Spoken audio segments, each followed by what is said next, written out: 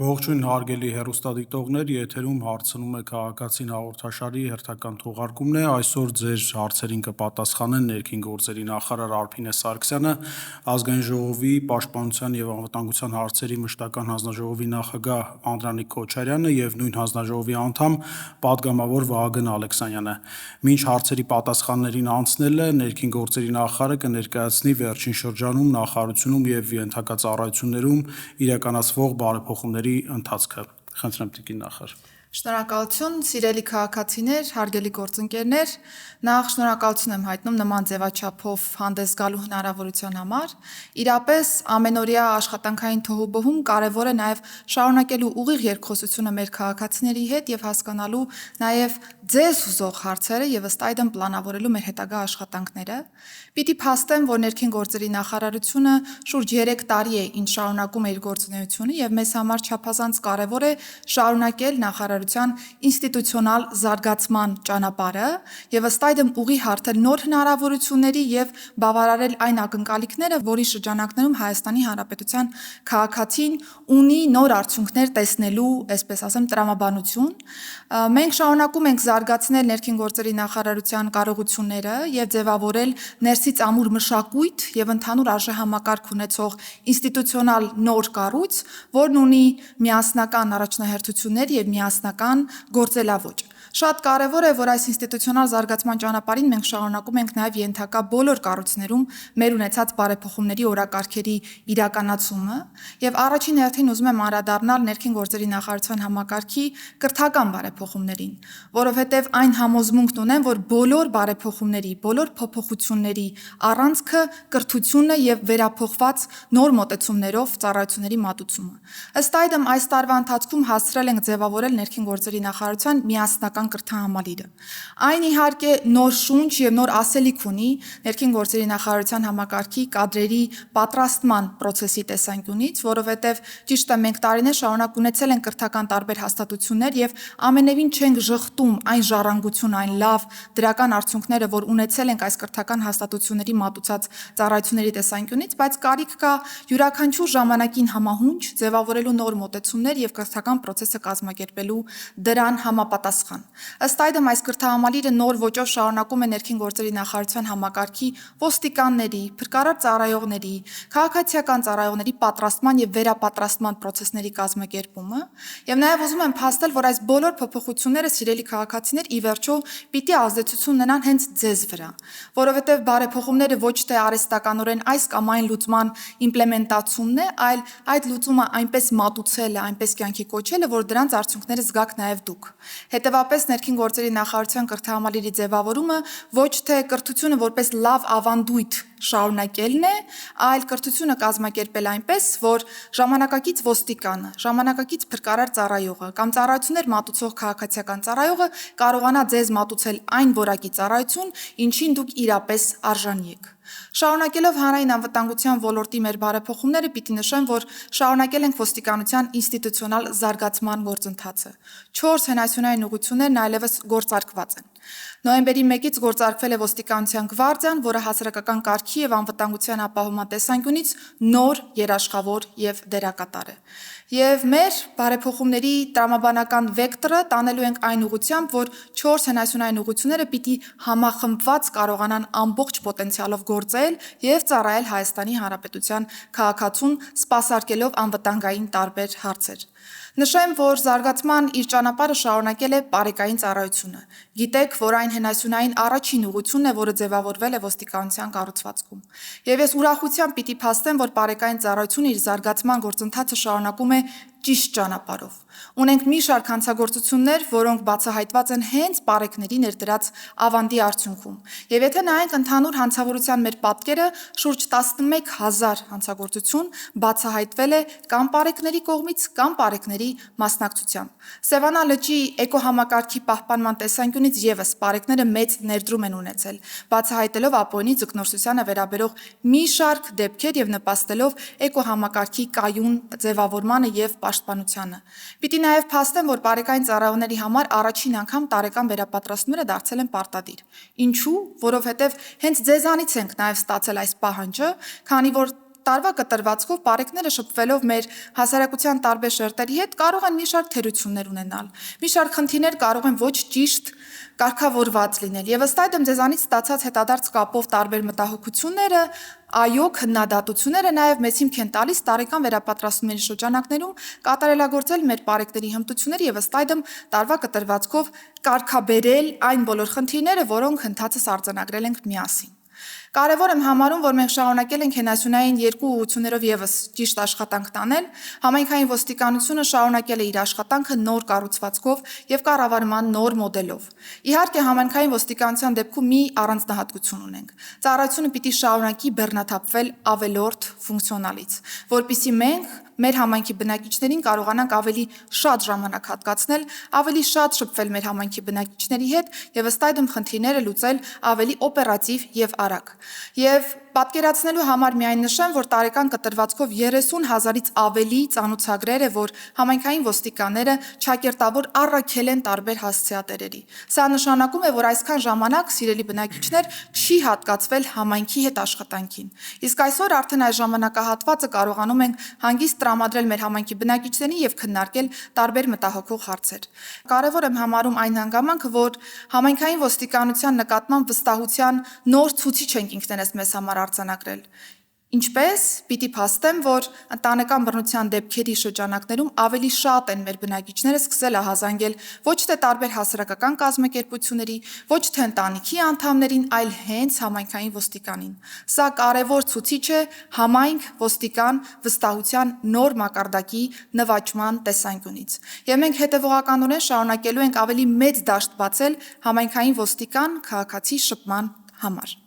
Շարունակելով հենասյունային ուղղություններից քրեական ոստիկանության աշխատանքները, պետք է նշեմ, որ քրեական ոստիկանությունը տարբեր նեղ մասնագիտացում ունեցող ուղղությունների տեսանկյունից դրական ազդակներ ունի աշխատանքի։ Օրինակ, հանցավորության դեմ պայքարում կարևորագույն օղակ հանդիսացող թմրամիջոցների ապօրինի շրջանառության դեմ պայքարում ունենք էական նվաճում։ 18%-ով աճել են բացահայտման ցուցանիշները թմրամիջոցների ապօրինի շրջանառության դեպքերի։ Ինչու է սա կարևոր։ Ոչ թե թմրամիջոցներն են շարունակում ահագնացող տեմպեր ունենալ Հայաստանի Հանրապետությունում, այլ լատենտային համարվող այս հանցագործության բնույթը նկատի ունենալով մենք կարողանում ենք օպերատիվ ճիշտ եւ գրագետ աշխատանքի արդյունքում բացահայտել այսպիսի դեպքերը։ Եվ նախորդ տարվա նույն ժամանակահատվածի համեմատ կրկնակի ավելի կիլոգրամ թմրամիջոց են կարողացել առգրավել եւ դուրս բերել շրջանառությունից։ Վստահ եմ հետևել եք մեր աշխատանքներին եւ տեղյակ եք, որ քրեական ոստիկանության աշխատանքի տեսանկյունից մենք մեր աշխատանքները կենտրոնացրել ենք ներմուծման եւ արտադրման շղթան կոտրելու տրամաբանության վրա։ Այսինքն կենտրոնանում ենք մեծ խմբականակների վրա, որպեսզի հետագայում շատ ավելի ջանք եւ ռեսուրս չվատնենք փոքր խմբականակների հայտնաբերման ուղղությամբ։ Եվ հենց այս տրամաբանությամբ է, որ մենք կարողացել ենք 416 կիլոգրամ թմրամիջոց իրավապահ համակարգի համատեղ ջանքերի արդյունքում դուրս բերել ընդհանուր շրջանառությունից։ Իհարկե, մեր նպատակը նաև ապօրինի հանքարդյունաբերության եւ ապօրինի ձեռնարկատիրության այլ դրսևորումների բացահայտումն է եւ պետության եւ համայնքին պատճառված շուրջ 25 միլիարդ դրամի վնասի հասնող դեպքերը, որ հենց քրեական ոստիկանությունը այս տարվա կտրվածքով կարողացել է բացահայտել։ Եվ այսպես շարունակ։ Բնականաբար մեր թիրախում են նաև ոստիկանության տարբեր, այսպես ասեմ, ենթաճյուղերի աշխատանքի կատարելագործման ուղղությունները եւս եւ ընթացիկ տարում մենք թիրախավորել ենք հանցավորության վիճակագրության թեման։ Շատ կարեւոր է, որ մենք ճիշտ փաստեր ունենանք, որի հիման վրա կարողանանք քաղաքականություններ մշակել։ Եվ ըստ այդմ այս տարվա կտրվածքով ձևավորելու ենք ներքին գործերի նախարարության միասնական հետազոտական գրասենյակ, որը կկարողանա փաստական տվյալներ մատակարարել ոստիկանության տարբեր ուղղությունների եւ ըստ այդմ վստահ լինենք, որ այն քաղաքականությունը, որը նախարարությունը կմշակի կառավարության անունից, ապացուցահեն է, փաստահեն է եւ իզորու է երկարաժամկետում ավելի մեծ արդյունքներ ապահովել մեր քաղաքացիների համար։ Անդրադառնալով աղետների ռիսկի կառավարման թեմային, պետք է նշեմ, որ մենք ունենք ընթացիկ մշակված ռազմավարություն, որն արդեն իմպլեմենտացման շրջանակներում է։ Աղետների ռիսկի կառավարման նոր այս ռազմավարությունը մի նպատակ ունի՝ ստեղծել դիմակայուն անվտանգ Հայաստան։ Եվ այստեղ անելիք ունենք բոլորս, թե պետական մարմինները, թե քաղաքացիները։ Եվ շատ կարևորում եմ այն հանգամանքը, որ մենք ընթացիկ տարում մեծ ուշադրություն ենք դարձրել վարքագծային կանոնների ամրապնդմանը հասարակության շրջանում։ Մի շարք իրազեկման միջոցառումներ ենք իրականացրել, որպեսզի մեր քաղաքացիները վստահ լինեն, թե ինչպիսի իրավիճակում, ինչպիսի վարքագիծ է ակնկալվում իրենցից, որպեսզի վնասը հնարավորինս նվազ լինի։ Իհարկե, արագ արձագանքման տեսանկյունից կարևոր է փրկարար ծառայության օպերատիվ եւ գրագետ արձագանքը տարբեր իրավիճակներում։ Ես մեծ ուրախությամբ պիտի փաստեմ, որ ընթացիկ տարում բավական դրական արձագանքներ ենք ստացել մեր քաղաքացիներից փրկարար ծառայության աշխատանքի տեսանկյունից։ Իհարկե, սա մեծ, այսպես ասեմ, մոտիվացիա է տալիս ավելի ամրապնդելու փրկարար ծառայության կարողությունները եւ ամրապնդելու այն լավ ավանդը, որն այս պայծրությամբ արդեն իսկ նվաճված է։ Փրկարար ծառայության կարողությունների զարգացման տեսանկյունից մշակվել եւ հանրապետության վարչապետի գլխավորությամբ կայացած քննարկման շրջանակներում հաստատվել է փրկարար ծառայության զարգացման նոր հայեցակարգը։ Այն հիմքում ունի երկու հիմնական առանցք։ Առաջինը փրկարար ծառայության ծառայողների կարողությունների զարգացումն է, այդ թվում նյութատեխնիկական հագեցվածության ամրապնդումը։ Իսկ երկրորդ ուղղությունը, որ ես արդեն իսկ նշեցի, դա հենց ձեր սիրելի քաղաքացիներ անվտանգային մշակույթի ձևավորումն ու ամրապնդումն է, որովհետև այստեղ պիտի ունենանք ձեռքսեղմում, որպեսզի կարողանանք ավելի լավ անվտանգային մշակույթ երաշխավորել աղետների ռիսկի կառավարման տեսանկյունից։ Անդրադառնալով հանրային ծառայությունների ոլորտին, պիտի նշեմ, որ միջնաժամկետ եւ երկարաժամկետ կտրվածքներում կայուն արդյունքներ ձեռք բերելու նպատակով շարունակել ենք նախարարության ենթակայությամբ գործող միգրացիայի եւ քաղաքացիության ծառայության կատարելագործման աշխատանքները։ Ընթացիկ տարում բազմաթիվ բողոքներ ենք ստացել անձնագրերի որակի, մատուցվող ծառայությունների որակի հետ կապված, բազմաթիվ հարցեր են հնչել նաև բիոմետրիկ համակարգի ի վերջո ներդրման տեսանկյունից։ Այս բոլոր մտահոգությունները, սիրելի քաղաքացիներ, շատ ողջամիտ են եւ շատ տեղին։ Հենց այս տրամաբանության մեջ է, որ մենք ընթացիկ տարում ավելի շատ ենք լծվել այս ոլորտի խնդիրները լուծելու աշխատանքին։ Բիոմետրիկ համակարգի ներդրման տեսանկյունից ես վստահեցնում եմ, որ 2026 թվականի երկրորդ կիսամյակին դուք կտեսնեք նոր որակի բիոմետրիկ փաստաթղթեր եւ կկարողանաք շատ ավելի արժանապատիվ կերպով ճամփորդել եւ ձեր կենսագործունեությունը վարել Հայաստանի Հանրապետության տարածքում։ Երկրորդ կարևոր ուղղությունը, որը թերևս ես ամենակարևորն եմ նաեւ դիտարկում հանրապետության կտրվածքով, դա բնակչության պետական ռեգիստրի ստեղծումն է եւ գործարկումն է նոր տրամաբանությամբ։ Առաջին հայացքից բնակչության պետական ռեգիստր անվանումը մեր քաղաքացիներին կարող է թվալ հերթական պլատֆորմը, հերթական հարթակը, որի շրջանակներում այս կամ այն տեղեկատվությունը կարող է գեներացվել։ Բայց սիրելի քաղաքացիներ, այս ռեգիստրը մեր միակ եւ ճշմարիտ աղբյուրն է Հայաստանի Հանրապետության բնակչության վերաբերյալ։ Եվ տարիներ շարունակ, երբ որ ձեզ տարբեր ծառայություններ մատուցելիս ուղղորդում ենք այս կամ այն պետական մարմիններ, չնայած որ դուք շատ լավ գիտեք, որ այդ տեղեկատվությունը պետությունն արդեն իսկ ունի, մենք չենք կարողանում ի վերջո մի աղբյուրից ձեզ մատուցել այնպիսի ծառայություն, որին դուք արժանի եք։ Բայց բնակչության պետական նոր ռեգիստրը, որն առաջիկայում կգործարկվի, թույլ կտա անվերջ ուղղորդման այս ցիկլը ի վերջո կտրել եւ դուք կկարողանաք լինել ձեր տվյալների միակ տնօրինողը, մտնել համապատասխան կայք, տեսնել թե ձեր վերաբերյալ ինչպիսի տվյալներ կան կուտակված, եթե կարիք կա այդ տվյալները թարմացնելու, հայտ ներկայացնել, համապատասխան տեղեկանքներ ստանալ եւ նաեւ անվերջ տեղեկանքներ ստանալու պրակտիկան եւս վերացնել այսպիսով։ Կարևոր նվաճում է ընթացիկ տարում նաև վիզաների ազատականացման երկխոսության շրջանակներում գործողությունների ծրագրի հանձնումը հայկական կողմին։ Որպես հայկական կողմի գլխավոր բանակցող ուզում եմ վերահաստատել իմ եւ նախարարության հանձնառությունը ամենակարճ ժամկետում հասնելու վիզաների ազատականացմանը Հայաստանի Հանրապետության համար եւ ապահովելու ըստ այդմ ավելի արժանապատիվ ճամփորդության պայմաններ դեպի Եվրոպական միության տարբեր երկրներ։ Սիրելի քաղաքացիներ, իհարկե ես կարող եմ անվերջ շարունակել ներքին գործերի նախարարության համակարգի բարեփոխումների շրջանակներում իրականացված քայլերը, բայց այստեղ կանգ կառնեմ եւ նորից կցանկանամ վերահաստատել եւ վստահեցնել, որ մեր բոլոր փոփոխությունները միտված են հենց ձեր կյանքի որակի ավելի լավարկմանը եւ ամեն պահի, երբ որ մենք ցանկանում ենք նոր արդյունքները քննարկել կամ վերլուծել, հենց այս պրիզմայով են անցկացվում բոլոր փոփոխությունները եւ ըստ այդմ մենք կարողանում ենք վստահ լինել, որ այն ինչ որ իրականացվում է նախարարության կողմից ճիշտ է կամ որևէ տեղում շտկման կարիք ունի եւ առաջ շարժվել ըստ այդ տրամաբանության։ Շնորհակալություն։ Շնորհակալություն տիկին նախարար, անցնենք տեսահարցերին, խնդրեմ առաջին տեսահարցը։ Բարև ձեզ, Մարկարյան Անուշավան, տիկին նախարար, Շնորհակալություն հնարավորության համար։ Անձնագրի էջերը պոկվում թափվում են։ Մի քանի շաբաթ առաջ ենք ստացել։ Առաջի էջի վրայի կերպը արդեն ջնջվել է։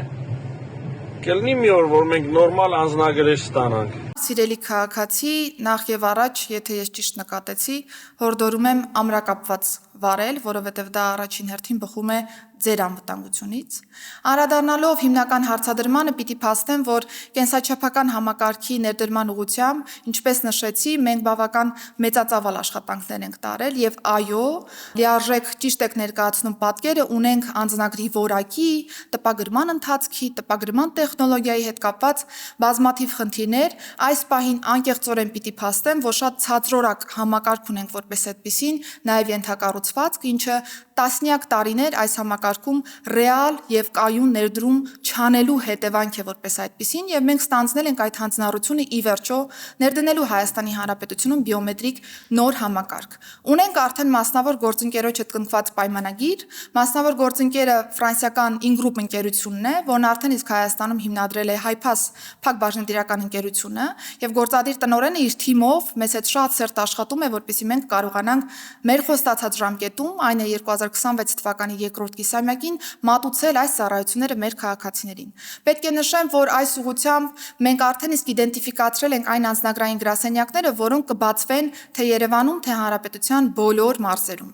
Ընդ որում ես ուզում եմ նաև ներկայացնել ընթացքը այս աշխատանքի։ Շատ հաճախ, երբ որ մենք մտնում ենք տարբեր անձնագրային գրասենյակներ, նկատում ենք, որ փոքր տարածքներ են, լուսավորության ոչ բավարար մակարդակ ունեցող տարածքներ են, կամ վթարային տարբեր շենքեր են, մատուցվում է ոչ այն որակի ծառայություն, ինչին դուք արժանի եք։ Եվ այս բոլոր հանգամանքները մենք մանրակրկիտ կերպով ուսումնասիրում ենք եւ փորձում ենք այնպիսի գրասենյակներ եւ այնպիսի նաեւ ծառայություն ձևավորել, որպիսի անձնագրային համակարգի ցածրորակ աշխատանքի այս էջը ի վերջո կարողանանք փակված համարել Հայաստանի Հանրապետությունում։ Ընտրվում են այնպիսի գրասենյակներ, որոնք հարմարավետ կլինեն, վստահեցնում եմ ձեզ, մատուցվող ծառայությունների տեսանկյունից եւ մենք կկարողանանք այո միասին արձանագրել, որ ունենք Հայաստանի Հանրապետությունում հանրային ծառայությունների մատուցման լիովին նոր ստանդարտ, որը կլինի օրինակելի ցանկացած հանրային ծառայության տեսանկյունից։ Նշեմ, որ Երևանում գործող երկու առևտրային համալիրներում, մոլերում կունենան գրասենյակներ, ինչը եւս նոր կասի հանրային ծառայությունների մատուցման տեսանկյունից եւ կարծում եմ, որ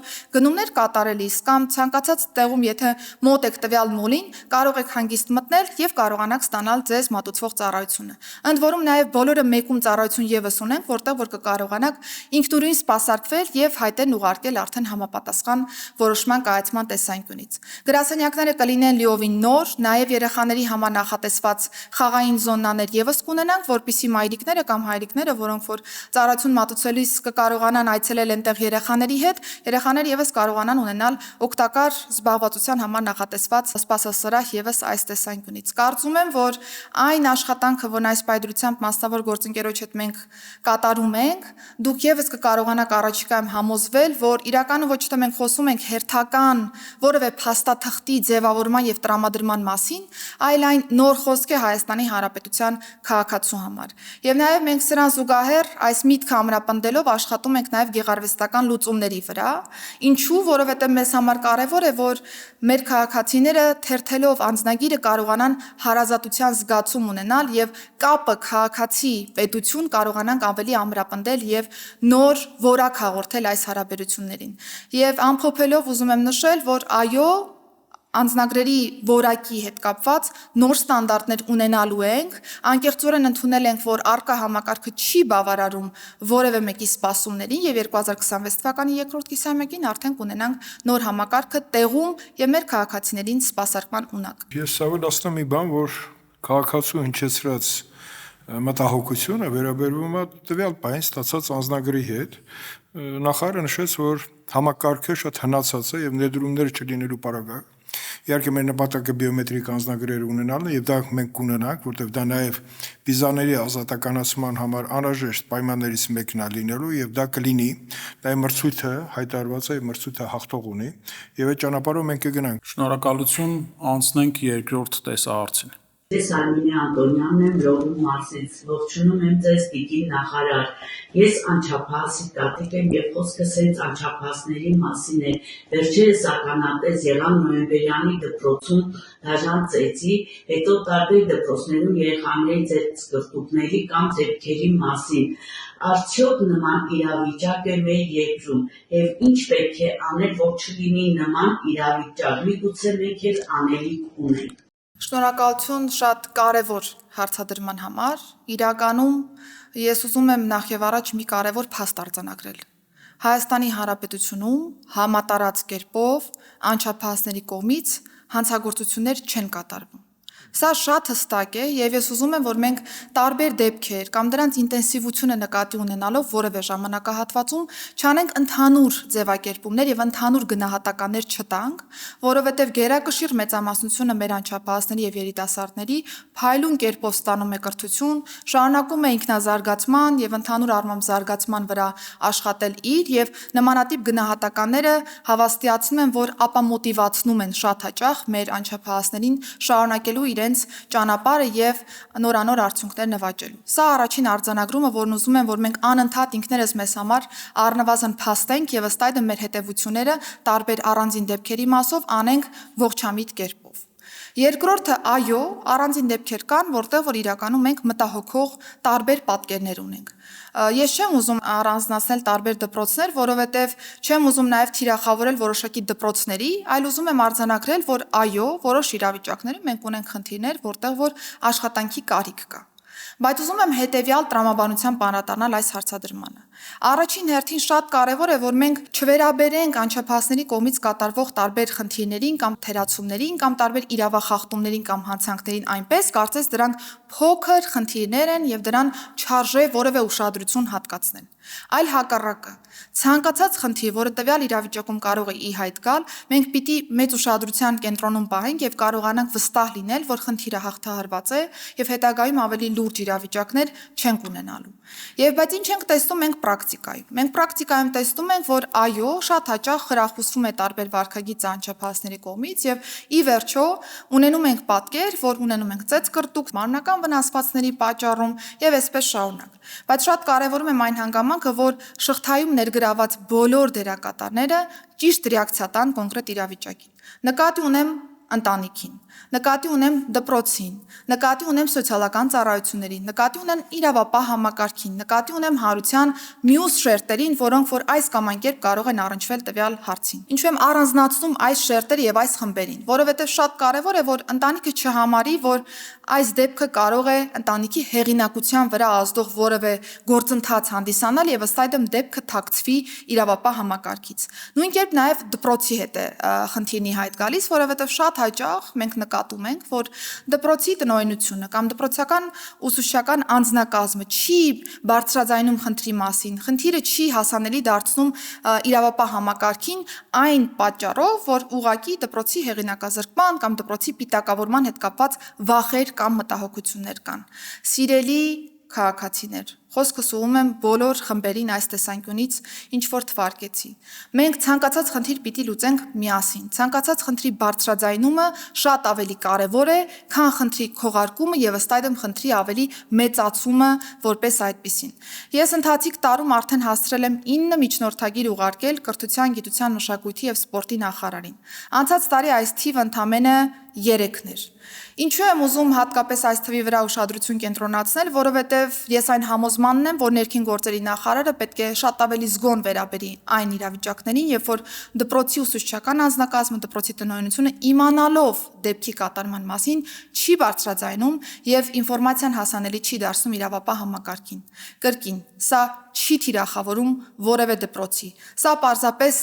միտում ունի բարձրացնելու մեր պատասխանատվության զգացումը եւ ստիպելու, որպեսզի դպրոցները կարողանան ցանկացած տեղեկատվություն հասանելի դարձնել իրավապահ համակարգին եւ տեղ թողնեն արդեն իրավապահ համակարգի աշխատանքի համար։ Ես շարունակելու եմ այս գործելավոճով աշխատանքը եւ վստահ եմ, որ Կրթության, Գիտության, Մշակույթի եւ Սպորտի նախարարը, գործընկերս Տիկին Անդրեասյանը եւս այն համոզմանն է եւ այն մոտեցումն է կիսում, որ այս խնդիրները պիտի բարձրաձայնվեն եւ մենք այս խնդիրներին պիտի համատեղ կերպով լուծումներ տանք։ Այստեղ կարևոր է համընդհանուր, այսպես ասեմ, մոտեցումներով խնդրի լուծմանը գալը, որովհետև միայն ընտանիքը առանձին վերցրած, միայն դպրոցը առանձին վերցրած, միայն իրավապահ համակարգը առանձին վերցրած չեն կարող հասնել խնդրի լուծմանը։ Եվ հետևաբար ցանկացած ազդակ, որը որ կա, մենք պիտի միասին քննարկենք եւ կարողանանք խնդրի լուծմանը գալ։ Այնպես որ այստեղ պատկերացնում եմ միախմբված աշխատանք, համատեղ ջանքերի ներդնում, որպեսզի մենք կարողանանք առաջիկայում վստահ լինել, որ մենք գնում ենք կանխարգելման հետևից, այլ ոչ միայն պիտակավորում ենք որևէ անձի կամ միայն գնում ենք դեպի պատժելու ճանապարհով։ Այստեղ ես ուզում եմ նաև մի խնդրի անդրադառնալ, երբ նույն ձեր մատնանշած օրինակը կամ մեկ այլ օրինակ մեդիադաշտում տարբեր տեսանյութերի տեսքով տարածվում է եւ դառնում հանրային քննարկման առարկա, իհարկե հանրային քննարկումը չափազանց կարեւոր է այս իրավիճակներում, բայց ես կարևորում եմ նաև այն հանգամանքը, որ այն անչափահասները, որոնք կամ կատարող են, կամ զոհ են տվյալ իրավիճակի, չդառնան թիրախավորման եւ պիտակավորման սուբյեկտ որպես այդպիսին։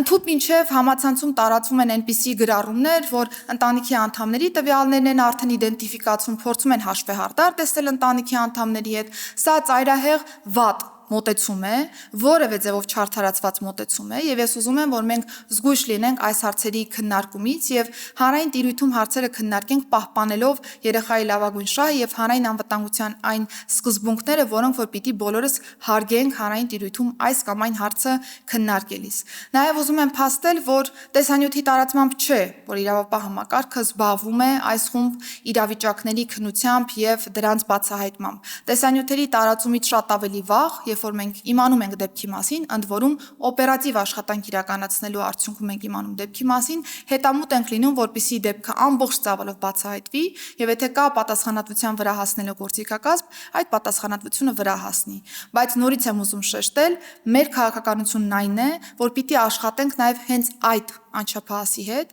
եւ կարողանանք վարքագծի շտկում ունենալ եւ չտանենք դեպի ավելի վատ հետևանքների, որը որ կարող է բերել կրկնահանցագործության կամ այլ բացասական հետևանքների։ Շնորհակալություն։ Նախարար նշեց, որ համատարած բնույթ բնականաբար դա չի կրում, բայց դպրոցը պետք է շեշտել, որ սովորելու համար է։ Եվ եթե դպրոցում ցես կրտուկներ ա լինում, դա պետք է հետևանք չունենա, ծանր հետևանքներ պետք է չունենան։ Կարող է վեճեր առաջանան, բայց այդ վեճերը դպրոցը պետք է արդի, իսկ վեճերի հեղինակները պետք է նայել, այնտեղ վեճի մեջ բռնկվողները ինչպիսի ոնց են հասել դրան։ Վերջերս նկատեցիք, որ մենք մեր օրենքների մեջ շտկել ենք, որ դպրոցական հասակի երեխաները պետք է սառը զենք իրենց հետ չկրեն, որտեղ շատ դեպքերում սառը զենքը վերցրած գնում են դպրոց կամ այլ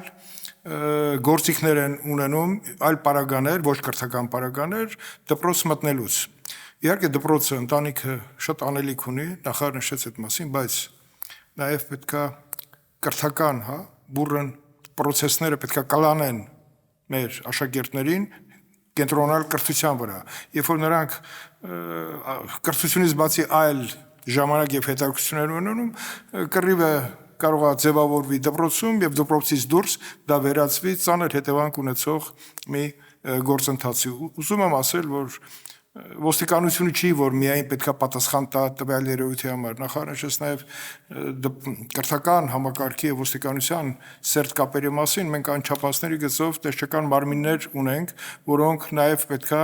վիճակագրություն պահեն, թե այդ տարեկի երեխաներից ակտիվ այն երեխաները, որոնք կրթությունից բացի այլ հետաքրքրություններ ունեն, գուցե նրանց հետաքրքրությունները պետք է տանեն դեպի սպորտ, դեպի այլ միջավայր, որպեսզի պարպվի այդ էներգիան, որը կարող է վերածվի մի չնչին բանից մի կաթիլ մեղր դառնա, եւ այդ մի կաթիլ մեղրը ճակատագրեր խեղեն, որի իրավունքը մենք չունենք։ Կուզենայի մի անգամ եւս ակցենտավորել եմ, որ ներքին գործերի նախարարությունը օրինագիծ էր բերել ու փաստացի արգելվեց ու եթե չեմ սխալվում քրեական թե վարչական պատասխանատվություն նախատեսվեց անչափահասներին սառը զենքի նմանվող առարկաների վաճառքի համար, ինչը չափազանց կարևոր է, քանի որ առաջ այս դաշտը այդքան էլ կարգավորված չէր ու անչափահասները փաստացի տարբեր խանութներով, on-line shop կոչվածներով կամ նույն ֆիզիկական խանութներից կարողանում էին գնել սառը նմանվող առարկաներ ու դա փաստացի այդքան մեծ պատասխանատվություն չէր առաջացնում դա վաճառողի համար ու լինում էին նաև դեպքեր, որոնք որ ունենում էին ողբերգական հանգուցալուծում, ու սա չափազանց կարևոր քայլ էր, որ եթե նույնիսկ միջադեպը տեղի է ունենում, ապա դրա ողբերգական ելքի հնարավորությունը շատ ավելի փոքրանում է, եթե անչափահասներից եւ ոչ մեկի մոտ սառը զենքի նմանվող առարկա չկա, բայց այստեղ կուզենայի նորից վերընկցել պարոն Քոչարյանի ասածը, որ ընդհանուր այն միջավայրը, որում որ կենսագործունեությունն է ծավալում անչափահասը մեծագույն նշանակություն ունի։ Ոստիկանությունը եւ ներքին գործերի նախարարությունը իրավապահ համակարգը առհասարակ բնականաբար կա եւ նրա ներկայությունը պիտի շոշափելի լինի, բայց միևնույնն է, առաջին հերթին առաջին օղակը անչափահասի հետ շփման դա ընտանիքն է, երկրորդ օղակը դա կրթական միջավայրն է։ Ու այստեղ պիտի նորից խնդրենք մեր քաղաքացիներին, ծնողներին հատկապես շատ մեծ ուշադրություն դարձնել անչափահաս իրենց զավակներին, նրանց կենսագործունեության շրջանակին են, թե ինչ հետաքրքրություններ ունեն,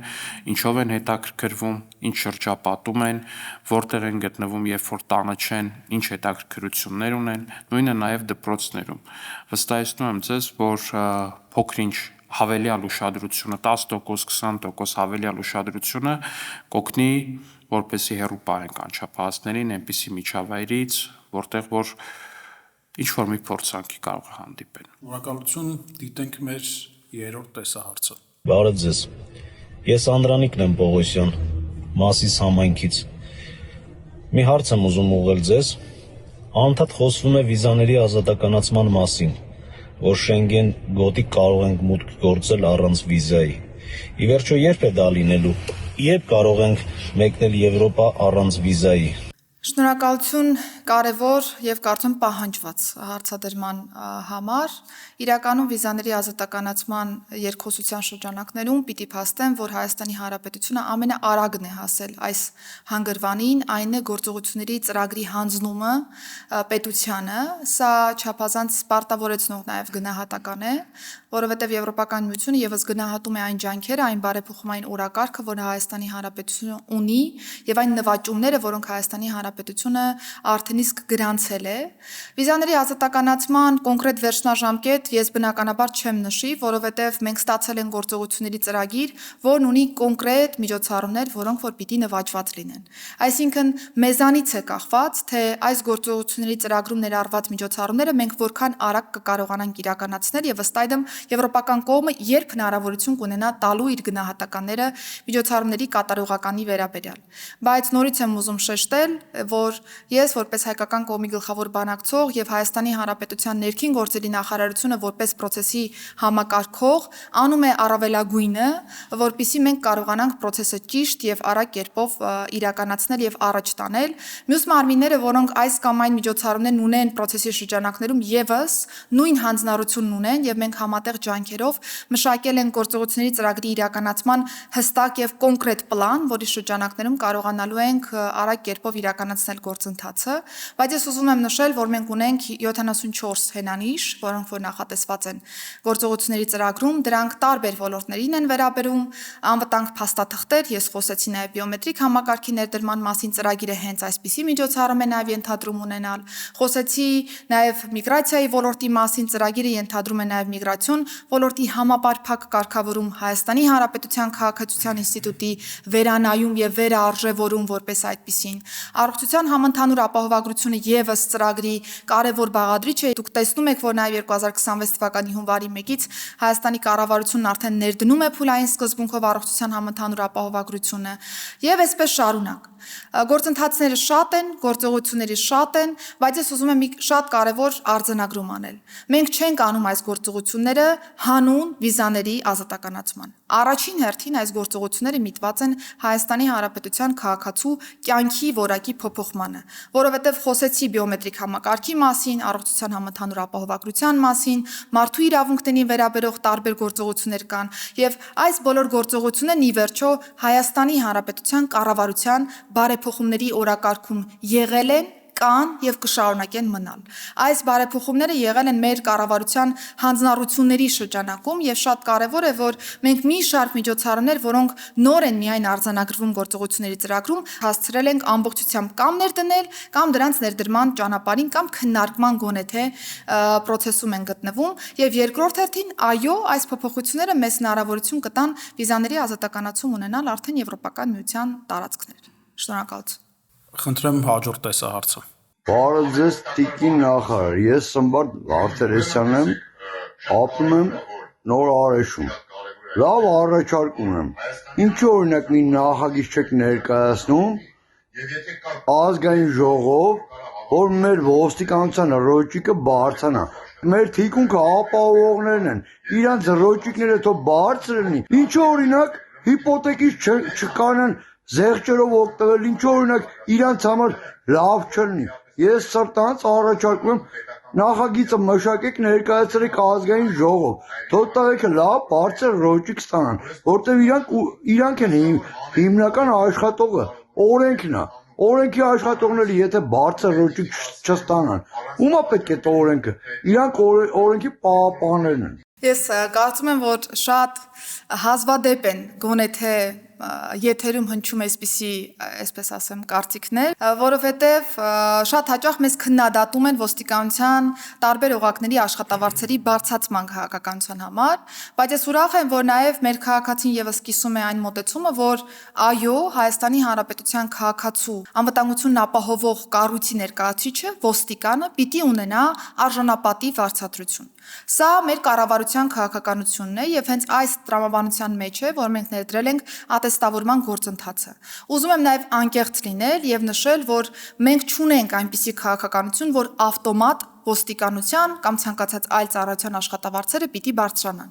Ի վերջո, մենք խնդիր ունենք նաև վերագնահատելու մեր ծառայողների կարողությունները եւ ռեալ պատկեր ունենալու պրակտիկ աշխատանքի։ Սա է պատճառը, որ մենք ներդրել ենք ավելի լավ գործիքակազմ, որը ատեստացիան է, եւ ատեստավորման տարբեր փուլերի շրջանակներում մենք նաև վերագնահատում ենք մեր ծառայողների կարողությունները եւ ըստ այդմ աշխատավարձային բարձրացման քաղաքականությանը հասնում են այն ծառայողները, որոնք հաղթահարում են բոլոր փուլերը հավուր պատշաճի։ Այս պայծրությամբ մենք ունենք շուրջ 5000 ոստիկանության ծառայողներ, որոնք հաղթահարել են ատեստացիան։ Պիտի նշեմ, որ այս թիվը շատ մեծ չէ, որովհետև ոստիկանության համակարգը ունի ավելի մեծ հաստիկային միավորների կազմ որպես այդպիսին, սա ցույց է տալիս մեր օբյեկտիվության մասին, որովհետև արդեն մի քանի տարի է ինչ մենք ունենք ատեստավորման համակարգը ոստիկանության համակարգում, բայց մեր ծառայողներից ոչ բոլորն են, որ կարողանում են սահուն կերպով հաղթահարել ատեստացիայի բոլոր փուլերը։ Նշեմ նաև, որ ատեստավորման արդյունքում մեր ծառայողները, եթե օրինակ քրեական ոստիկանը նախկինում ստանում էր շուրջ 285,000 դրամ դրամական բավարարում,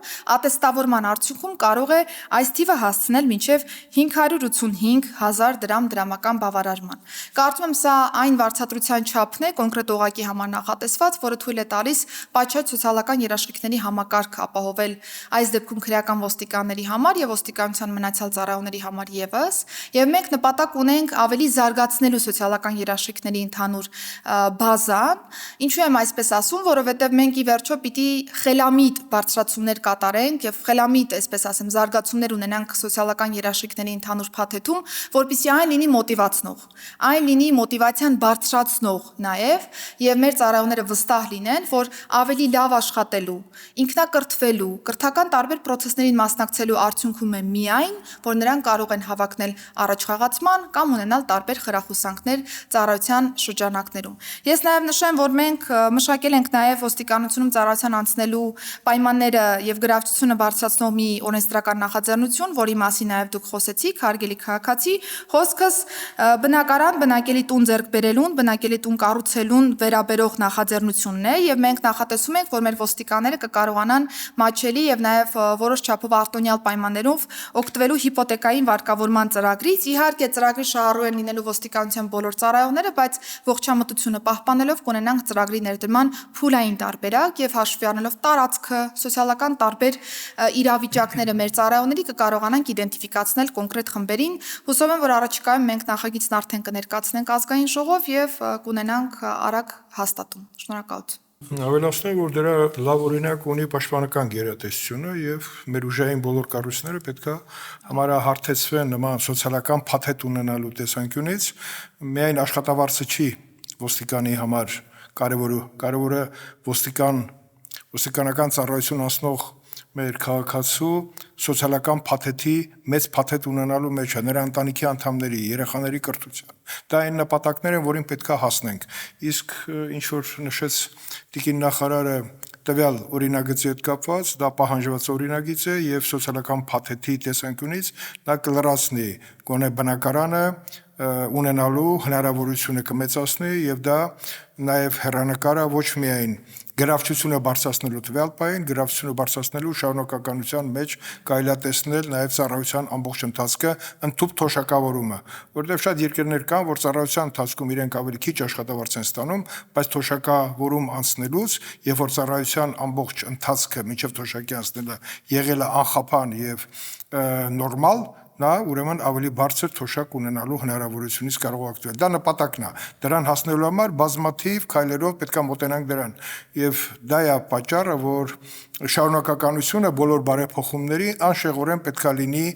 անընդհատ իրականացվող ծրագրի շրջանակներում։ Այնպես որ օրինագիծը ինչքան շուտ մենք տոներից հետո ունենանք, այնքան արագ ոստիկանների համար սոցիալական փաթեթի այս դրույթը կունենանք նաև ծառայության ընթացքում։ Ես միայն ավելացնեմ, որ ես էլ եմ շատ ողջունում քաղաքացու հարցը ու քաղաքացու ձևակերպումները։ Սա նշանակում է միայն մի բան, որ մեր քաղաքացիները չեն տրվում այն արհեստական, անտրամաբանական ու, չգիտեմ,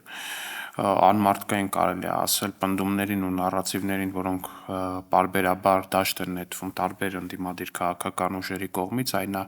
հակադրությունը պարեկների ու օրինակ սահմանապահ զորքերի միջև, որտեվ դա արհեստացին ու անտրամաբանական մի հակադրություն է, որտեվ պարեկների մի շատ մեծ մասը նախկինում հենց սահմանին կանգնած զինծառայող են եղել, հետո զորացրվել, եկել դարձել են պարեկ։ Այսինքն այդ մարդիկ լուսնից չեն իջել ու դարձել պարեկ, նույն զինվորական ծառայությունն անցած են տղամարդիկ հիմնականում եւ այլն։ Երկրորդը այդ պարեկների ու ոստիկանության նկատմամբ տարվող այդ հակաքարոզը կամ նրանց նկատմամբ բացական վերաբերմունքի ձևավորումը հասարակության շրջանում եւս շատ անընդունելի է առնվազն, քանի որ նույն պարեկներն են, որ հենց այսօր, հենց այս պահին ապահովում են մեր ճանապարհային երթևեկությունը, որ օրինակ ինչ որ մի խմած վարորդ այս պահին չդառնա ինչ որ մեկի ընտանիքի ողբերգության պատճառ։ Նրանք են, որ հենց այս պահին կամ անցած գիշեր կամ եկող գիշեր կանխելու են քաղաքում թմրաշրջանառության ինչ որ մի դեպք, որի արդյունքում հենց մեր հեռուստադիտողներից ինչ որ մեկի երեխան չի հարաբերվելու թմրանյութի հետ ու չի կործանվելու նրա ճակատագիրը։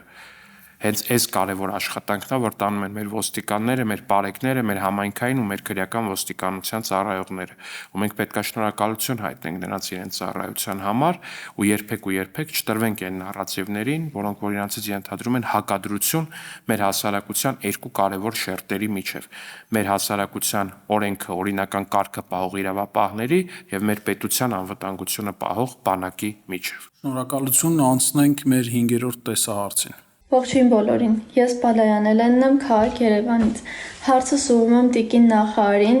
Երևանի փողոցների խցանումների հետ կապված։ Երևանում խցանումները բավականին անտանելի են դարձել եւ փոխանակ այս խնդիրը լուծում ստանա ընդհակառակը ոչ մի լուծում չի ստանում։ Փողոցները դառնում են միակողմանի, ինչը շատ վատ անդրադարձ է տալիս երթևեկությանը եւ տեղաշարժվելը A կետից B կետ բավականին դժվարացել է։ Կխնդրեմ այս հարցը եւս մեկ անգամ վերանայեք, շտկեք այս խնդիրը եւ ուշադրություն դարձնեք երթևեկությանը եւ խցանումներին։ Կանխավ շնորհակալ եմ ուշադրության համար։ Շնորհակալություն արդիական հարցադրման համար, հարգելի քաղաքացի։ Իրականում այո, երթևեկության խցանման խնդիրը կառավարությունը եւս իդենտիֆիկացրել է, ընդ որում ոչ միայն վերջերս, այլ նկատի ունենալով նաեւ այն հանգամանքը, որ հանրապետությունում գրանցված տրանսպորտային միջոցների թիվը արդեն իսկ հասնում է շուրջ 1 միլիոնի։ Իսկ այս պայմաններում, երբ որ մենք դեռ չունենք ենթակառուցվածքների այնչափ ընդլայնում, ինչպիսին որ կարող է թույլ տրվել նմանատիպ տրանսպորտային միջոցների հոսքի պայմաններում, խցանումները կարող են տեղի ունենալ պրակտիկորեն։ Նշեմ, որ երթևեկության կազմակերպման պատասխանատուն Երևանի քաղաքապետարանն է, բայց թեև հիմնական օրենսդրական կարգավորման գործընկերներն են զբաղվում կազմակերպման տարբեր հարցերով, բայց մշտապես նախարարությունը համագործակցում է Երևանի քաղաքապետարանի հետ եւ մենք տարբեր փոփոխություններ երթևեկությանը վերաբերող քննարկում ենք համատեղ եւ այս տարի հասցրել են 31 փոփոխություն իրականացնել հենց նախարարության առաջարկով, ինչը թույլ է տվել տարբեր խաչմերուկների թողունակությունը բարձրացնել կամ երթևեկության տարբեր հոսքեր ավելի ճիշտ կարգավորել։ Բնականաբար ունենում ենք իրավիճակներ, երբ որ թեև ունենք բացասական դիրքորոշումներ կայացված, բայց փոփոխությունը կատարվում է հաշվի առնելով սուբյեկտայնությունը, այսպես ասեմ, որոշումների կայացման, բայց սա չի հանդիսանում որևէ ձևով խոչընդոտ, որ մենք առաջ գնանք, որովհետև ցանկացած փոփոխություն կարող է տեղի ունենալ։ Մեր խնդիրն է հետևողականորեն համատեղ ուժերով շարունակելու իրականացնել մոնիտորինգ եւ հասկանալու, թե կա արդյոք կարիք փոփոխությունը վերաձևակերպելու, թե փոփոխությունը դրական արդյունքներ ունի եւ պրակտիկորեն որևէ կարիք չկա տեղաշարժի, բայց պիտի նշեմ, որ թեման արդիական է, ինչպես նշեցի, եւ մենք արդեն իսկ կառավարության մակարդակով ունենք ձևավորած աշխատանքային խումբ փոխվարչապետի գլխավորությամբ։ Թեմայի շրջանակներում շահագրգիռ բոլոր կառույցների ներկայացուցիչներ ներգրաված են կառավարական հանձնաժողովում եւ մենք դիտարկում ենք թե կարճաժամկետ, թե միջնաժամկետ եւ թե նաեւ երկարաժամկետ լուծումները այս տեսանկյունից, որովհետեւ շատ կարեւոր է, որ մենք թեման չնայենք հատվածային, այսինքն խցանումները շատացել են, ուրեմն ինչ որ մի բան կամ ինչ որ մի կառույց, մի բան այն չի անում, բայց պիտի նաեւ փաստենք, որ այստեղ շատ ու շատ այլ հարցեր եւս կան, որոնք որ պիտի լինեն մեր թիրախում, այդ թվում տրանսպորտային միջոցի քանակի հետ կապված հարցերը, տրանսպորտային միջոց վարելու մշակույթի հետ կապված հարցերը, մեր թողունակությունը ճանապարհների հետ կապված, կանգառի կայանման արգելող գոտիներում երթևեկության կազմակերպման հետ կապված սխալ պրակտիկան, որը շատ հաճախ մենք նկատում ենք եւ այսպես շարունակ։ Միջգերատեսչական հանձնաժողովը, որը որ ձևավորվել է փոխվարչապետի գլխավորությամբ, նպատակ ունի այս հարցերը քննարկելու իրենց բոլոր ներբերանքներով եւ ըստ այդմ կայացնելու համապատասխան որոշումներ։ Վստահեցնում եմ, որ մենք կարողանանք առաջիկայում ունենալ որոշակի փոփոխություններ, բայց ավելի մեծ բեռը կընկնի միջնաժամկետ եւ երկարաժամկետ պլաններին, որոնք որ ռեալ կկարողանան իրավիճակը բեռնաթափել եւ լավ արդյունքներ գրանցել։ Ասեմ, որ այս հարցի շուրջ ազգային ժողովում եղան լսումներ, որին մասնակցում էր նաեւ փոխվարչապետ Տիգրան Խաչատրյանը եւ պետական կառույցների տարբեր պաշտոնյաներ եւ խնդիրը շատ արդիական է, բայց դա ներքին գործերի միայն նախարարին ուղղվելիք հարց չի, որտեղ ներքին գործերի նախարարությունը ըստ էության խցանումները կառավարման բեռը վերցրել է իր վրա, եթե նկատեք մեքենաների քանակը կտրուկ ավելացել է եւ խցանումները անխուսափելիորեն պետք է լինեն, որտեղ ճանապարհները չեն լայնացել։ Ճանապարհները չեն բարձրացել վերև կամ չեն իջել ներքև, մի հարթությունից այն շուտ շատ երկրներում այդպիսի լուծումներ են գտել, հա, քաղաքաշինական, հա, խնդիրների լուծման։ Եվ այստեղ ծրագիրը, որի մասին խոսեց Տիկին նախարարը, դա պետքա նմանատիպ խնդիրներ առաջադրի, որը պետքա ծախսերը պահանջում եւ այդ ծախսերը պետքա բյուջեով նախատեսվեն եւ դա պետքա լինի հենց երթևեկության անվտանգության տեսանկյունից, որովհետեւ մենք տարիների ընթացքում չենք մտածել, որ մեքենաների ավելացման պարագայում ընդհանրապես լիցքաթափման ինչ ծրագիր կարա լինի։ Տարբեր երկրներ տարբեր մոտեցում են ունեցել, օրինակ Անգլիայում, Լոնդոնում կենտ եւ զույգ համարների այդպեսի տարանջատման հնարավորություն են տեսել, բայց դա էլ հարցի ամբողջական լուծում չի։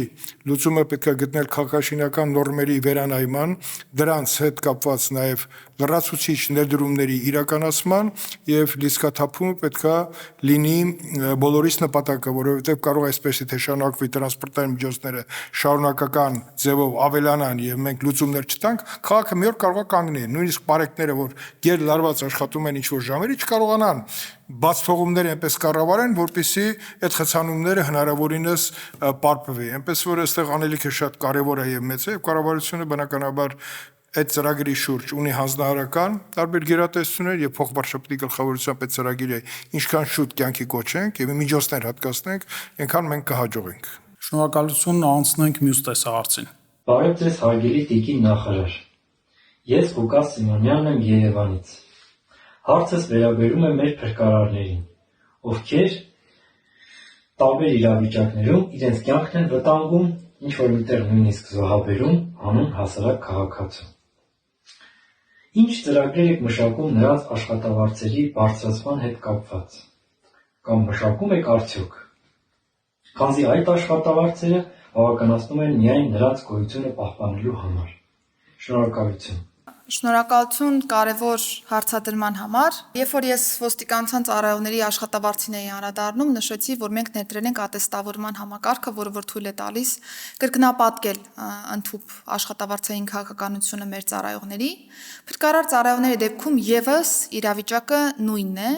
ընդ որում ես վերջերս նաև տարբեր քննարկումների կամ լրագրողների հետ շփումների շրջանակներում լսում եմ, որ փրկարարների աշխատավարձային քաղաքականությունը պատշաճ կերպով չի իրականացնում եւ ոստիկաններն ավելի շատ են աշխատավարձ ստանում, քան փրկարարները։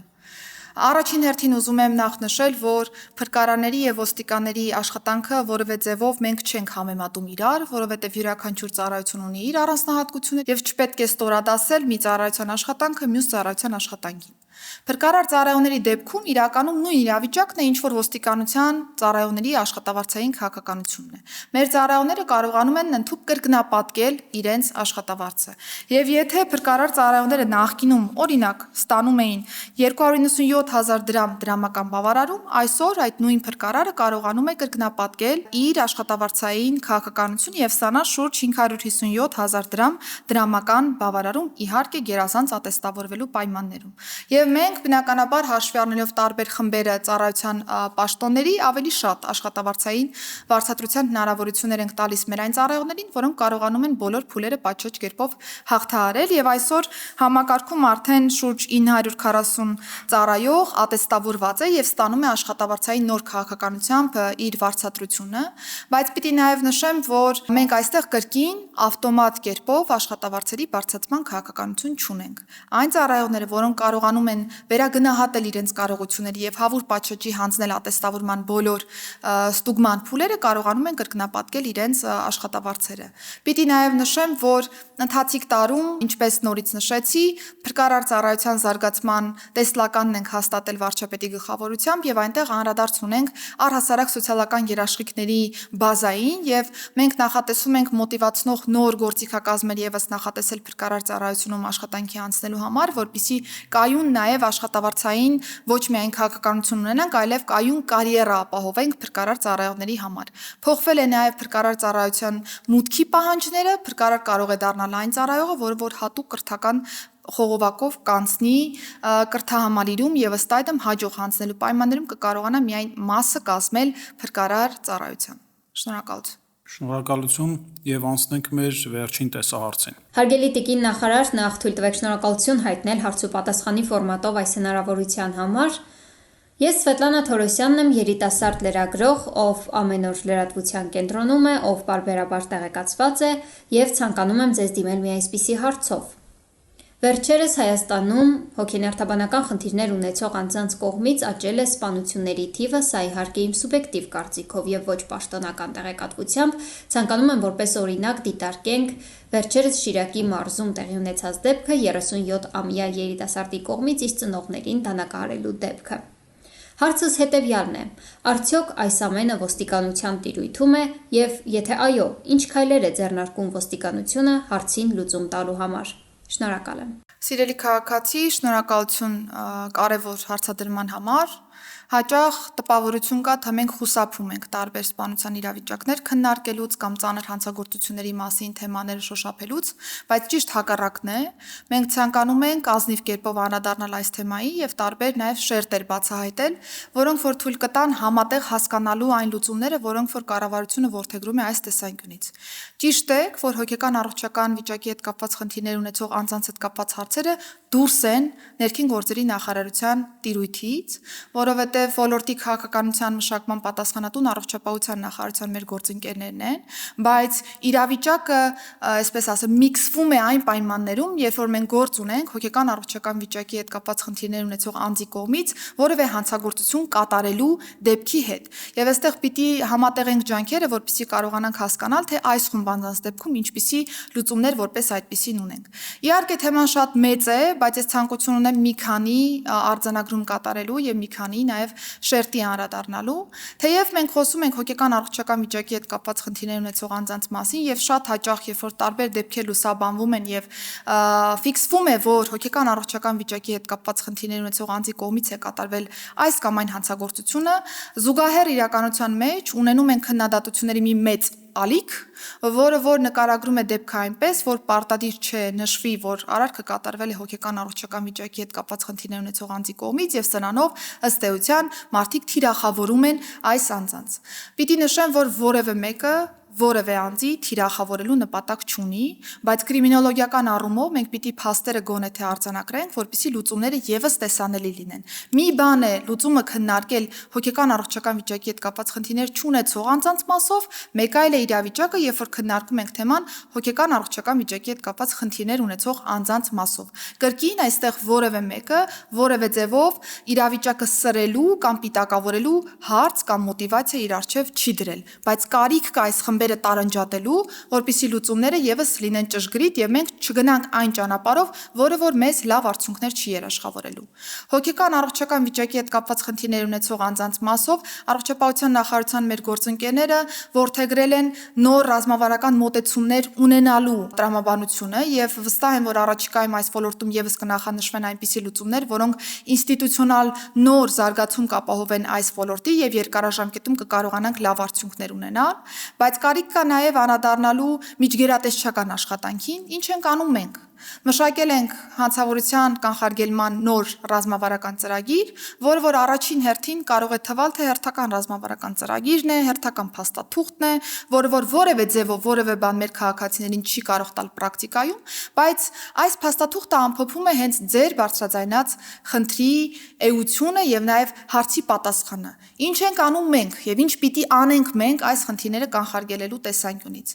Քանի որ նշեցի, որ միայն իրավապահ համակարգը չէ, որ պիտի առնչվի այս թեմային, մենք բոլոր նախարարությունների, բոլոր պետական մարմինների դերաբաշխմամբ գծագրել ենք բոլոր այն միջոցառումները, որոնք կարիք ունենք իրականացնելու պրակտիկայում։ Ընդ որում այստեղ եւս համայնքի, ընտանիքի, սոցիալական ծառայությունների դերը եւս շատ մեծ է, որովհետեւ շատ հաճախ մենք նկատում ենք, որ ունենում ենք նույնիսկ իրավիճակ, երբ որ հոգեկան առողջական վիճակի հետ կապված խնդիր ունեցող անձի կողմից է կատարվում հանցագործությունը, դա հավաստվում է փորձագիտական եզրակացությամբ, բայց տվյալ անձը հաշվառված չէ որպես հոգեկան առողջական վիճակի հետ կապված խնդիր ունեցող անձ։ Եվ այստեղ եւս կարիք ունենք ավելի բաց լինելու, ավելի ճիշտ ռեակցիաներ ապահովելու, որպեսզի հետագայում կարողանանք տարբեր բացասական հետևանքներից խուսափել։ Սպանություններին ընդհանուր առմամբ անդրադառնալով շատ հաճախ մենք ունենում ենք այնպիսի քննադատություններ, որ Հայաստանի Հանրապետությունում ամեն օր սպանության դեպք է արձանագրվում, ամեն օր կրակոցներ կան, ամեն օր մարմնական վնասվածքների դեպքեր կան։ Գործընկերս պարոն Ալեքսանյանը այլ իրավիճակով անդրադարձավ այս մոտիվներին, որի շրջանակներում այս խուսակցությունները վարվում են, բայց սրանք որևէ ձևով որևէ աղերս չունեն իրականության հետ, եւ բավական է միայն նայել ներքին գործերի նախարարության կողմից վարվող պաշտոնական վիճակագրությունը, այլ ոչ սիրողական կամ հատուկ խոսակցությունները, որpիսի մենք գանք այն եզրակացությանը, որ Հայաստանի Հանրապետությունում սպանությունները կտրուկ կամ վտանգավոր աճի միտումներ չունեն։ Մենք շարունակում ենք պահպանել վերջին տարիների այն նույն վիճակագրությունը, որը որ Հայաստանի Հանրապետությունը գրանցել է։ Եվ եթե նաև նայենք ՄԱԿ-ի միջազգայինորեն ընդունված դասակարգչով հաշվարկները սպանությունների մասով, կնկատենք, որ Հայաստանի Հանրապետությունը համաշխարհային մակարդակում արկա վիճակագրությունից 100,000 բնակչի հաշվարկով կրկնակիից նույնիսկ ավելի նվազ թվով սպանություններ ունի արձանագրված Հայաստանի Հանրապետության տարածքում։ Այսինքն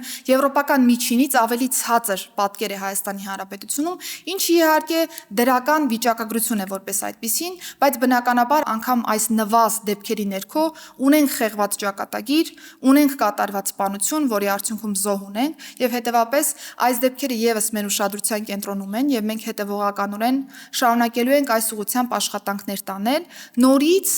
հենվելով փաստական տվյալների վրա։ Այստեղ եւս ընթացիկ տարում տարբեր հարցեր են քննարկել սպանությունների մասով եւ տարբեր քննադատություններ օբյեկտիվ, սուբյեկտիվ հնչել են ոստիկանության հասցեին, որ ոստիկանությունը կարող էր կանխել այս սպանությունը։ Ոստիկանությունը կարող էր թույլ չտալ այս սպանության ի հայտ գալը կամ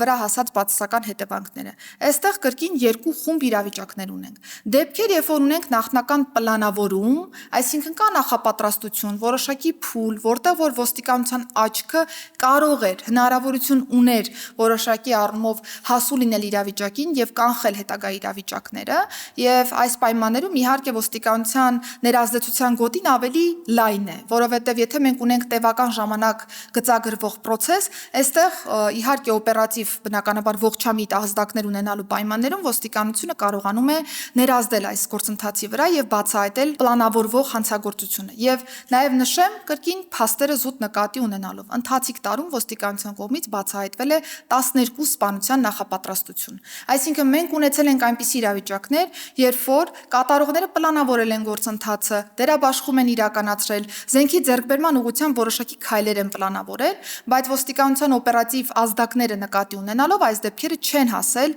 իրենց պլանավորված ավարտին եւ մենք ունեցել ենք 12 սպանության նախապատրաստություն, որոնք չեն հասել սպանության։ Բայց ունենք նաև սրա կողքին երկրորդ խումբ հանցագործություններ, որտեղ իրականում ոստիկանությունը 100%-անոց արդյունք երաշխավորել չի կարող։ Շատ հաճախ մեր պրակտիկայում հենց այսպիսի դեպքերն են, որովհետև մեզ մոտ հանրապետությունում տարվա կտրվածքով, երբ որ նայում ենք տարբեր հանցագործությունների, նկատում ենք, որ հիմնականում կենցաղային բնույթ ունեցող սպանությունների հետ գործ ունենք։ Եվ չնչին որևէ վեճի արդյունքում մենք ունենում ենք վրա հասնող սպանություն, եւ այստեղ կարելի է ասել բռնության պորտքման հետևանքով ունենում ենք սպանության դեպքի վրա հասնումը։ Այստեղ բնականաբար ոստիկանությունը անձի վարքագիծը 100%-անոց կանխատեսելու ոչ գործիքակազմ, ոչ էլ առավել եւս հնարավորություն ունի։ Այստեղ մենք ավելի շատ պիտի կենտրոնանանք անձի ինքնագիտակցության, ինքնազարգացվածության, ինքնակրթության, մակարդակի բարձրացման վրա, որովհետեւ շատ հաճախ այն երևույթները, որոնք որ պիտի ընկալվեն ոչ այնպես, ինչպես որ ընկալվում են պրակտիկայում եւ հասցնում են սպանության, մենք ունենում ենք բացասական տարբեր հետևանքներ եւ հետեւապես այստեղ կարիք ունենք կրթական process-ի վրա աշխատելու, որպեսզի մեր հանրությունը եւս ագրեսիվության տարբեր դրսեւորումներ չցուցաբերի այնպիսի իրավիճակներում, որտեղ որ ընդհանրապես որևէ ագրեսիվ վարքագծի կարիք չկար որպես այդպեսին եւ սա խոսում է նաեւ այն իրավիճակների մասին, երբ որ մենք խոսքի ոչ ճիշտ զարգացվածության, խնդիրը ոչ խաղաղ ճանապարհով լուծելու կարողության բացակայություն ունենք եւ գնում ենք ավելի էսկալացման process-ի եւ ունենում ենք սպանության դեպքեր։ Առաջին խումբ հանցագործությունների մասով այո, մենք պիտի զարգացնենք իրավապահ համակարգի կարողությունները, որpիսի մենք կարողանանք շատ ավելի լավ օպերատիվ տեսադաշտ ունենալ եւ անգամ ամենաչնչին օպերատիվ ազդակի պայմաններում կարողանանք նախապատրաստությունների փուլում վեր հանել բոլոր այս դեպքերը եւ հստակ ռեակցիա տալ։ Իսկ երկրորդ իրավիճակի պայմաններում այո, պիտի շարունակենք նաեւ ոստիկանության կարողությունների զարգացումը, բայց ավելի մեծ շեշտը պիտի դնենք անձի կրթության, զարգացվածության վրա, որպեսզի այն իրավիճակները, որոնք որևէ ձևով տրամաբանորեն չէին կարող հանգեցնել սպանության, իրականում նմանատիպ իրավիճակներ մենք պրակտիկայում չունենանք եւ գնանք կանխարգելման ճանապարհով։ Շնորհակալություն։ Կարևոր հարց էր, որ բարձրացրեց երիտասարդ լրագրողը, որովհետեւ հոգեբանությունը ցանկացած հանցագործության հիմքում հոգեբանություն եւ խեղվածություն կարող է լինի։ Հակառակ դեպքում նորմալ մարդ ինչի պետք է գնա սպանության, այնել ծնողների սպանության։ Ոստիկանության կարողությունների բարձրացման մասին խոսեց Տիկին Սարգսյանը, այո, դրանք շատ կարևոր են, որովհետև ոստիկանության աչքերը միայն իր աչքերը բավարար չի լինելու, որպեսզի այդ ամբողջը տեսնել եւ կանխարգելիչ գործողություններ մշակել։ Այդպիսի աչքեր ունեն եւ ազգային անվտանգության ծառայությունը եւ ոչ ուժային կառույցները, որոնք պետք է մեկտեղ են իրենց ինֆորմացիոն բանկը եւ դրանից օգտվողները, ուժային կառույցները պետք է ամբողջությամբ տեղեկացված լինեն, թե քարտեզը պետք է ունենան, օպերատիվ քարտեզը, որտեղ կա մարդը, որտեղ կա տրամադրությունները տվյալ տարածքում տիրող, նաև անձնավորված, պետք է այդ ինֆորմացիան հասանելի լինի ուժային կառույցներով, որպեսզի կանխարգելման մեկ դրական արդյունքը կարող է կանխի բազմաթիվ հանցագործություններ։ Այդ ուղղությամբ պետք է վստահենք ոստիկանության, իսկ ոստիկանության հետ կապված վստահությունը նաև միջազգային կառույցներն են հաստատել իրենց ուսումնասիրություններում, որտեղ, եթե չեմ սխալվում, 67% էր ոստիկանության ներքին գործերի համակարգի բարեփոխումների եւ նրանց արդյունքների նկատմամբ, իհարկե դրա մեջ է բարեկային ծառայությունները եւ բոլոր 4 հենասյունային կառույցների կյանքի կոչելու արդյունքում տեսանելի շոշափելի արդյունքներն էին, բայց վերջերս անցյալ շաբաթ արտահերտ նիստով մենք ամբողջացրեցինք կառավարման կենտրոնի միասնական կենտրոն ունենալու հնարավորությունը օրենսդրական եւ այդտեղ մի շատ կարեւոր հարց բարձրացավ օպերատիվ կառավարման կենտրոնի զանգերի քանակի հետ կապված։ Եթե չեմ սխալվում, մեր ընդդիմության գործընկերներն էին ասում, բայց պարզվեց, որ զանգերը շատացին, այս դա ինչ է նշանակում, որ վստահություն կա։ Եվ այդ վստահությունը պետք է չկորցնենք, խնդիրի դրա մեջ է, որովհետև եթե այդ զանգերը չլինեն, նշանակում է մարդիկ չեն վստահում ուժային այն կառույցին, որը պետք է կանխարգելիչ միջոցառումներ անի հանցագործությունը կանխելու համար։ Եվ դա է հենց խոսում այն մասին, որ բարեփոխումները պետք է անընդհատ շարունակական լինեն, եւ եթե վաղը մենք ունենանք միասնական կառավարման կենտրոնում 1-1-2 համարը, որը կամբողջացնի նախկինում 9-1-1-ը, 1-0-3-ը, եւ այդ կենտրոնը, որը այսօր արդեն ծառայության մեջ է, եւ եթե տիկին նախարար արժի, որ բարբերաբար ցույց տրվի կենտրոնի հագեցվածությունը, որովհետև այդ զանգերը եւ այնտեղի ինֆորմացիայի մշակումը եւ որոշումները շատ կարեւոր են, որովհետեւ այդ արագության մեջ կարողանան կանխեն մի բան, որը մարդկային կյանք կարող է արժանա։ Այնպես որ լրագրողի ասածը շատ կարևոր է այն առումով, նաեւ հոգեբանական ծառայության արկայությունը, որովհետեւ վերլուծության կենտրոնը, որը մենք կունենանք, ենթադրում եմ մյուս տարի, դրա մասին ասացիք։ Այդ կենտրոնը պետքա տա պատկերը, թե ընդհանրապես Հայաստանի Հանրապետությունը ինչպիսի վիճակում է գտնվում։ Մի բան կարող ենք ֆիքսել. Հայաստանի Հանրապետությունը բոլոր հայերի համար ամենաապահով երկիրն է։ Եկեք դա ֆիքսենք եւ որևէ այսպես տեսակետ, որ Հայաստանում ամեն օր մարդ են սպանում, անընդհատ տրանսպորտը կանգնած է, այո, տրանսպորտի հետ կան խնդիր, պետքա լուծվի։ Բայց պետք չի վախեցնել մեր հայրենակիցներին իրենց երկրի նկատմամբ վատ վերաբերմունք ձևավորելու համար, որը ունի քաղաքական նպատակ։ Հայաստանը շարունակում է մնալ բոլոր հայերի համար ամենաապահով երկիրը, եւ մենք ամեն ինչ պետք է անենք այդ ապահով երկրի մեր կարողությունները անդադ զարգացնելու։ Հարգելի քաղաքացիներ, շնորհակալ ենք ուղարկած հարցերի համար, այն հարցերին, որոնց չհասցրեցինք ժամանակի սղության պատճառով պատասխանել այս ձևաչափով, կպատասխանենք գրավոր։ Հիշեցնենք, որ հարցնում է քաղաքացին հաղորդաշարի դեկտեմբերի թողարկմանը մասնակցում էին ներքին գործերի նախարար Արփինե Սարգսյանը, ազգային ժողովի պաշտպանության եւ անվտանգության հարցերի մշտական հանձնաժողովի նախագահ Անդրանիկ Քոչարյանը եւ նույն հանձնաժողովի անդամ պատգամավոր Վահագն Ալեքսանյանը։ Հարգելի քաղաքացիներ, հետևեք Հայաստանի Հանրապետության կառավարության եւ ազգային ժողովի պաշտոնական հարթակներին մյուս հաղորդումները բաց չթողնելու համար, իսկ ձեր հարցերը կարող եք ուղարկել 044 900 800 հեռախոսահամարին WhatsApp հավելվածի միջոցով։ Շնորհակալություն, ցտեսություն։